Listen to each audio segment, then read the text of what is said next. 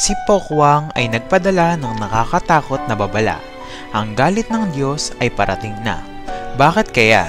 Tara't na't panoorin.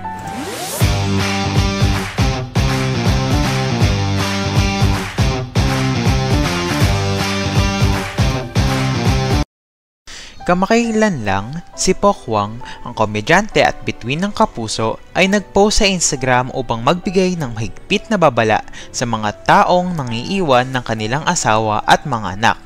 Sa kanyang masidhing mensahe, ipinahayag niya ang paniniwala na ang mga ganitong gawain ay magbubunga ng galit ng Diyos. Si Pokwang, kilala sa kanyang matapat at damdaming pag-iral sa social media, hindi nagpigil sa kanyang mensahe. Binigyan din niya na ang mga taong sangkot sa ganitong mga gawain ay hindi makakahanap ng kapayapaan at ang kanilang kaligayahan sa panandalian lamang. Sa kanyang huling bahagi ng post, binigyan din ni Pokwang ang kanyang paniniwala sa karma, na sinasabi na ang mga taong nagdudulot ng pinsala sa mga pamilya ay darating din sa kanila ang mga bunga ng kanilang mga gawa.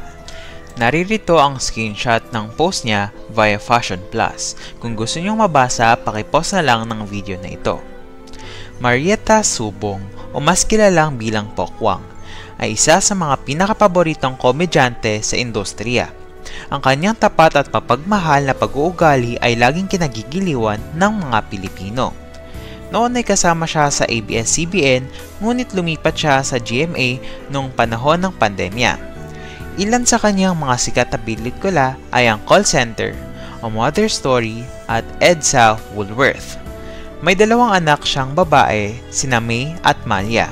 Ang kanyang hiwalayan kay Lee O'Brien ay nagdulot ng usap-usapan sa social media. Nakaraang panahon, ipinagmalaki ni Pokwang ang kanyang mas payat na katawan at ibinahagi ang timbang na naabot niya para sa GMA Gala. Sinabi na actress na nakamit siya ulit ang 50 kilo na timbang, na isang napakagandang pagbabalik sa tamang timbang. Pinakita rin niya ang kanyang makabuluhang pagbabago sa katawan, na isang bagay na dapat ipagmalaki ng kahit na anong babae.